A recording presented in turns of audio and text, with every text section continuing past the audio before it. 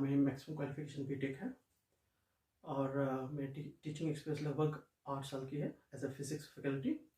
Recently I am teaching in institute in Patna as a physics faculty.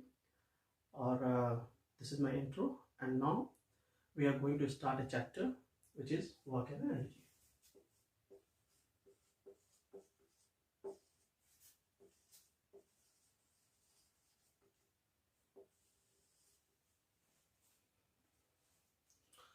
तो सबसे पहले हम यहाँ स्टार्ट करेंगे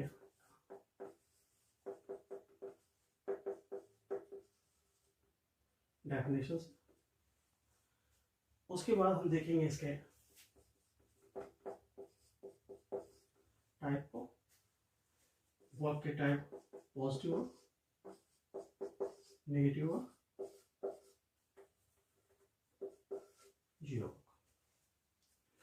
तो समझने की कोशिश करते हैं पहले कि डेली लाइफ में हम वर्क किसको करेंगे। अब जैसे मैं यहाँ खड़ा होकर पढ़ा रहा हूँ, it is kind of work. अगर कोई बाहर खेल रहा है, this is also kind of work. If I am watching TV, this is also work. लेकिन क्या फिजिक्स इसको वर्क समझता है? क्या फिजिक्स वर्क को कैसे डिफाइन करता है? तो फिजिक्स का कहना है कि if you apply an external force on a body और इस एक्सटर्नल फोर्स की बॉडी वजह से कोई बॉडी एस डिस्प्लेस कर जाए, तो ये वर्क डन जो आएगा वो इस एक्सटर्नल फोर्स और डिस्प्लेसमेंट के प्रोडक्ट के बराबर होगा। अब यह ध्यान देने वाली बात है कि यहां पर जो एक्सटर्नल फोर्स जिस डायरेक्शन में एक्ट हो रहा है उसी डायरेक्शन में डिस्प्लेसमेंट भी हो रहा है। यानी कि कंडीशन ये है कि आपने जिस डायरेक्शन में फोर्स एक्ट किया है, अगर डिस्प्लेसमेंट भी उसी डायरेक्शन में हो रहा है तब तो work done is equals to F S. यानी कि तब एक्सटर्नल फोर्स और उसके करस्पॉन्डिंग डिस्प्लेसमेंट का जो प्रोडक्ट होगा वो वर्क हो जाएगा। लेकिन क्या ऐसा पॉसिबल है कि हमेशा इस तरह की ही कंडीशंस डेली लाइफ में दिखे? एक एग्जांपल से हम समझने की कोशिश करें कि ये एक ऑब्जेक्ट ये यहां रखा है और इसमें एक रोप बंधा है। हम जैसे ही इसको पैरेलली पुल करते हैं, हॉरिजॉन्टली पुल करते हैं, तो ये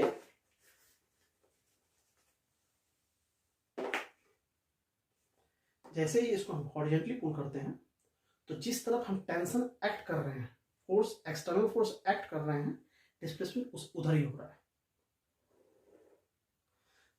तो यहां पर हम कह सकते हैं कि वर्क डन जो होगा वो एक्सटर्नल फोर्स और डिस्प्लेसमेंट का प्रोडक्ट होगा। लेकिन क्या हो अगर इसी ऑब्जेक्ट पर टेंशन यानी एक्सटर्नल फोर्स हम किसी एंगल पे एक्ट कर दें?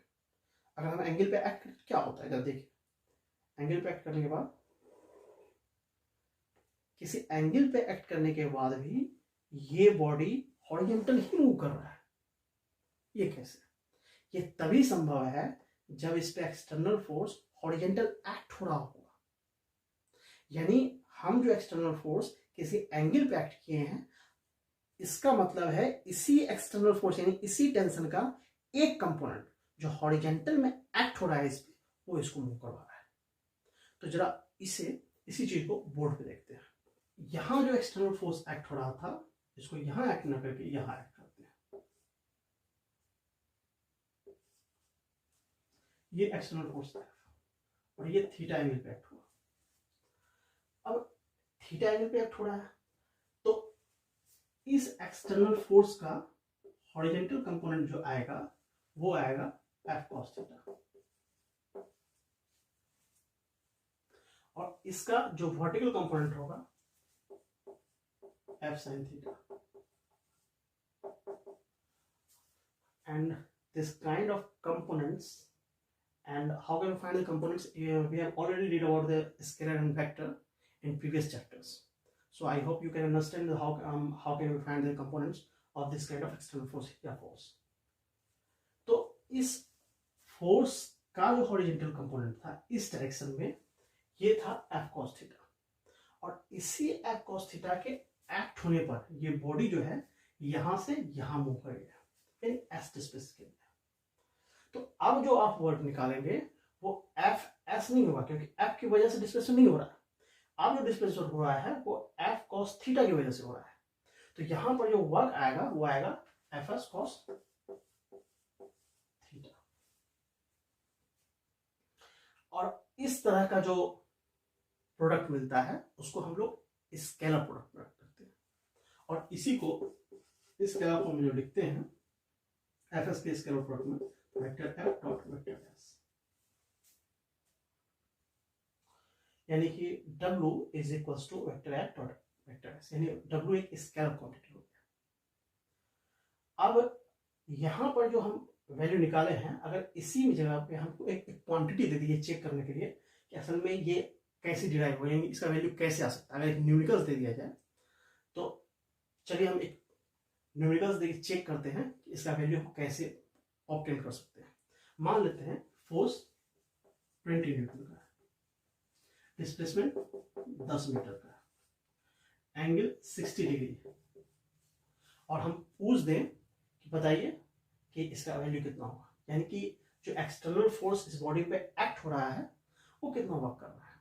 बड़ा सिंपल है, F S cos theta, F का वैल्यू कितना है 20, S 10 cos theta cos 60, cos 60 का वैल्यू हाफ, यानी 100 न्यूटन। आसान है। तो इस तरह से हम पॉजिटिव वर्क को जान सकते हैं और डिफाइन कर सकते हैं, और उसके थ्रू कैलकुलेशन भी निकाल सकते हैं। अब दूसरा है नेगेटिव वर्क। अब नेगेटिव वर्क को देखते हैं।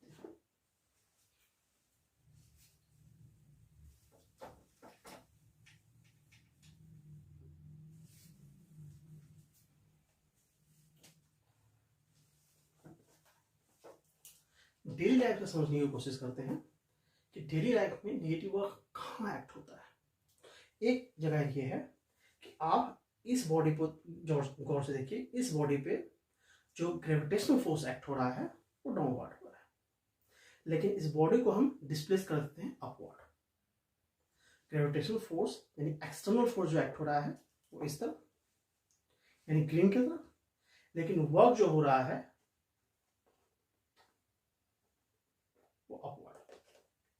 वो अपवर्ड, इस तरह। और दोनों के बीच का एंगल कितना हो गया, ये ऊपर जा रहा है upward, displacement upward, force external force जो लग रहा है डाउनवर्ड, तो दोनों के बीच का टोटल एंगल कितना हो जाएगा 180 डिग्री, 180 डिग्री। तो अगर हम ऐसा दे दें कि भाई, अगर ऐसा दे दें फोर्स मान लीजिए 20 न्यूटन, डिस्प्लेसमेंट 10 मीटर, और ये जो है कह दिया जाए कि दोनों के बीच का एंगल तो 180, यानी नेगेटिव वर्क डन हो रहा हो, तो इसका कैलकुलेशन करो। अगर कोई एक ऑब्जेक्ट है उस पर फोर्स इस तरफ लग रहा है और डिस्प्लेसमेंट इसका इस तरफ हो रहा है, फोर्स ऑलरेडी दिया हुआ है 20 न्यूटन, डिस्प्लेसमेंट दिया हुआ है 10 मीटर, तो भाई वर्क डन आप ऑब्टेन करें। तो वर्क डन आसानी है, एफ एस कॉस 180, और 180 का वैल्यू माइनस में, तो वैल्यू माइनस एफ एस, ये भी आसान है। और इसको डेली लाइफ में एक तरह से और देख सकते हैं, जब आप साइकिल चलाते हैं। जब आप साइकिल चलाते हैं तो चलाते हुए ब्रेक जैसे ही लगाते हैं तो ब्रेक क्या करता है, वो फोर्स रिवर्स में लगाता है। लेकिन ऐसा नहीं होता कि जहां पे फोर्स लगाया वहीं रुक गया, फोर्स रिवर्स में जरूर लगता है, लेकिन रुकता कुछ देर आगे जाके, यानी डिस्प्लेसमेंट आगे, डिस्प्लेसमेंट पॉजिटिव, फोर्स उसके रिवर्स नेगेटिव। तो हमें जो वर्क डन मिलेगा वो मिलेगा उस एक्सटर्नल फोर्स के कारण, जो वर्क डन मिलेगा वो ये मिलेगा। और एक कंफ्यूजन और रहता है बच्चों को, वो ये रहता है, मैं क्वेश्चन पूछ दूं कि भाई बताओ कि यहां वर्क डन कौन कर रहा है, इस बॉडी पे एक्सटर्नल फोर्स एफ लगा, ये डिस्प्लेस कर गया एस से, यहां वर्क डन कौन कर रहा है, वर्क कौन कर रहा है। तो जनरली बच्चे बोलते हैं कि वर्क ये बॉडी कर रहा है, जबकि ये गलत है। अगर ये दीवार है और हम एक्सटर्नल फोर्सेस पे एक्ट कर रहे हैं, तो जो एक्सटर्नल फोर्स है वो वर्क करता है। यानी इस बॉडी पे जो एक्सटर्नल फोर्स ये लग रहा है, ये इसके द्वारा वर्क हो रहा है, वर्क ये कर रहा है। तो बॉडी क्या कर रही है? बॉडी पर वर्क हो रहा है, यानी एक्सटर्नल फोर्स जो इस पे एक्ट हो रहा है वो इस पे वर्क कर रहा है। तो ये ध्यान देने वाली बात है कि इस बॉडी पे ये एक्सटर्नल फोर्स एक्ट हो रहा है, ये फोर्स, ये जो फोर्स है ये वर्क कर रहा है, इस बॉडी पे वर्क हो रहा है, जिसके कारण ये डिस्प्लेस हो रहा है। ये बात याद रखनी। अब है लास्ट लेते हैं आपके सामने, मैं इस तरह से एक्टिविटी करूँ। अगर मैं किसी बच्चे से पूछूं, बताओ हम काम कर रहे हैं या नहीं, हम देखने में लग ही रहा है काम कर रहे हैं, इतना जोर जोर से हिला रहे हैं, रोटेट कर रहे हैं, तो काम तो हो ही रहा है। और अगर हम वही पूछ दें कि बताओ, इसको ऐसे हाथ पर उठा लिया, चलना शुरू कर दिया, बताओ आप काम कर रहे हैं। जितना भारी से भारी बोझ ले सकते हैं, माथे में लेकर चल सकते हैं। तो किसी से भी हम पूछे, जैसे कोई लेकर चलता है, तो लाजिम है कोई भी कहेगा हाँ भाई काम तो हो रहा है। लेकिन क्या फिजिक्स कहती है क्या काम हो रहा है? तो इसको भी देखते हैं। असल में इस बॉडी पे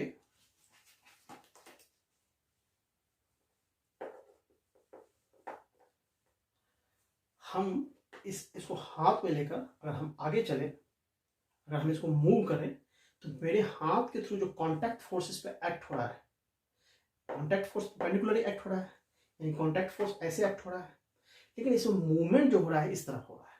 यानी वाइट जो पेन है ये परपेंडिकुलरली अपवर्ड जा रहा है। मेरे हाथ के द्वारा लगाया गया जो कांटेक्ट फोर्स है, जिसके कारण ये मेरे हाथ पर रखा हुआ है, तो मेरा हाथ जो इसको सपोर्ट प्रोवाइड कर रहा है वो किसके थ्रू? कांटेक्ट फोर्स के थ्रू। अब ये कांटेक्ट फोर्स अपवर्ड लग रहा है, लेकिन इस बॉडी का मूवमेंट जो हो रहा है वो हॉरिजॉन्टल हो रहा है। तो इन दोनों के बीच का कांटेक्ट फोर्स, ऐसे मूवमेंट के बीच का एंगल जो आ रहा है वो 90 डिग्री आ रहा है। हम ऑलरेडी पढ़ चुके हैं कि work done is equals to F S cos of theta. और कॉस थीटा जब कॉस 90 होगा तो इसका वैल्यू 0 हो जाएगा। वही बात है जब आप बॉडी को सर्किल में घुमाते हो, तो यहां क्या होता है कि इस रोप के कारण जो टेंशन एक्ट हो रहा होता है वो सर्किल के सेंटर की तरफ एक्ट होता है। हम टेंशन लगाते हैं सेंटर की तरफ, लेकिन इस बॉडी में जो डिस्प्लेसमेंट हो रहा होता है वो टेंजेंट की तरफ होता है। डिस्प्लेसमेंट तो हर पॉइंट टेंजेंट की तरफ हो रहा है, लेकिन इस बॉडी पे जो टेंशन लग रहा है वो इस तरफ हो रहा है। यानी डिस्प्लेसमेंट इधर और जो टेंशन है यानी फोर्स जो है इधर, यानी एक्सटर्नल फोर्स इधर लग रहा है और डिस्प्लेसमेंट इधर हो रहा है, तो दोनों के बीच का टोटल एंगल 90 डिग्री। तो इस एक्सटर्नल फोर्स के थ्रू इस बॉडी पर जो वर्क होगा वो होगा एफ एस कॉस 90 अल्टीमेटली। तो आई होप ये भी आपको समझ में आ गया होगा। तो आज के लिए इतना ही। नेक्स्ट चैप्टर जो होगा हम लोगों का वर्क एनर्जी थ्योरम और डिफरेंट काइंड ऑफ एनर्जी पढ़ेंगे। तब तक के लिए थैंक यू।